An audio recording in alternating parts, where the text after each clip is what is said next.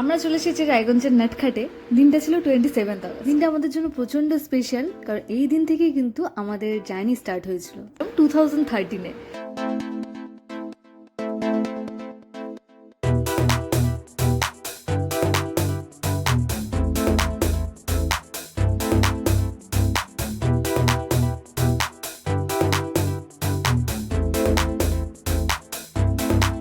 সাতটার পরে আমি আর রোজ দুজনে মিলে বেরিয়ে পড়লাম, আর গিয়ে এখানে দেখি প্রচুর আইটেম রয়েছে। আর সাইডেও যেটা চোখে পড়লো, কচুরি টচুরি অনেক কিছুই রয়েছে, তোমরা মেনু কার্ডে দেখতে পেলে।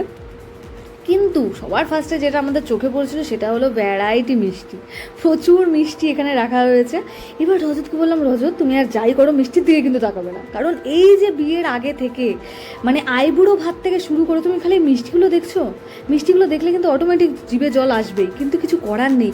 এই যে আইবুড়ো ভাত থেকে আমাদের মিষ্টি খাওয়া শুরু হয়েছে না, আমার 3 কেজি ওয়েট বেড়ে গেছে। 3 কেজি ওয়েট বেড়ে গেছে, চারটিখানি কথা না। কমতে কিন্তু চায় না, কিন্তু বেড়ে খুব ইজিলি যায়। তাই আমি বললাম, রজত একদমই না, মিষ্টির দিকে তাকাবেই না, আজকে মিষ্টি খাবো না, পুজো অবধি তো একদমই না। তো কিছু ঝাল কিছু ট্রাই করি, চলো ফ্রাইড কিছু খাই। এবার কি খাবো আমরা এখানে মেনু কার্ডে দেখছিলাম যে কি খাওয়া যায়। প্রচুর আইটেম রয়েছে, পানিরের কিছু আইটেম রয়েছে, মোমোজ রয়েছে, ফ্রাইড রাইস রয়েছে, অনেক কিছু রয়েছে। তো রজত আর আমি ডিসকাস করছি, আমি এটা বললাম তো এটা বলছে, দুজনে মিলে হয় যেটা নর্মালি।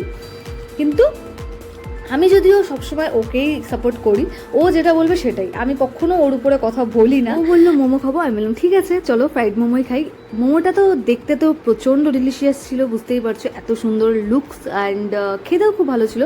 বাট যেমন গরম ছিল তেমন স্পাইসি ছিল, প্রচণ্ড স্পাইসি। আমার পুরো লাস্টে মানে মুখ জ্বালা করছিল। আমি বলছি, রজত এবার মনে হচ্ছে মিষ্টি লাগবে। আমি বলে আমি তাহলে মিষ্টির মধ্যে কিছু অর্ডার করছি। তারপরেও ফ্রাইড রাইস আর চিলি পনির অর্ডার করলাম। আমি বললাম কি এটা কি মিষ্টি হবে? রজত বললো হ্যাঁ, চিলি পনিরটা একটু মিষ্টি। আমি বললাম ঠিক আছে, খেয়ে দেখি। সত্যি একটু লাইট হলো ব্যাপারটা। দেন ওখান থেকে বেরিয়ে তারপর দেখি পাশেই তোমার হলো একটা সুন্দর গার্ডেনের মতো রয়েছে।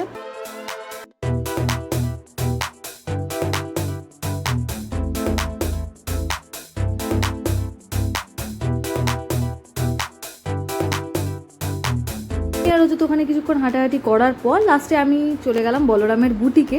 ও বললো যে আজকে স্পেশাল একটা ডে, তো বললো চলো একটা চুড়িদার তোমাকে কিনে দিই। আমি বললাম ঠিক আছে চলো। তো এই দুটো চুড়িদারের মধ্যে কোন চুড়িদারটা তোমাদের বেশি ভালো লাগছে আমাকে কমেন্টে জানিও, আর কোনটা আমি নিয়েছি তোমরা গেস করো। চলো আজকের জন্য তাহলে টাটা।